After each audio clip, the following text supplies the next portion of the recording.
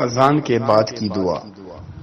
اللهم رب هذه الدعوة التامة والصلاة القائمة آت محمدا الوسيلة والفضيلة وبعثه مقاما محمودا الذي وعدته إنك لا تخلف الميعاد۔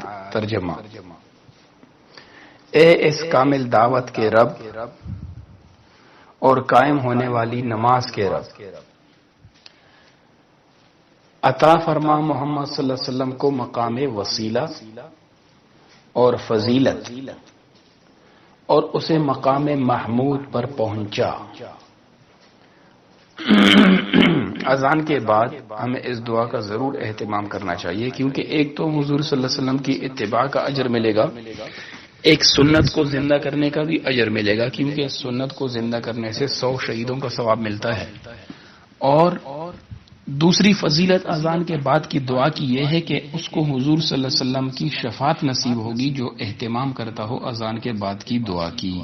اس لیے اذان کے بعد کی جو دعا ہے اس کا پابندی سے اہتمام کرنا چاہیے۔ اس سے پہلے بندہ اذان کا جواب دے دے اور پھر جیسے ہی اذان ختم ہو اس دعا کو پڑھ لے تو حضور صلی اللہ علیہ وسلم کی شفاعت نصیب ہوگی۔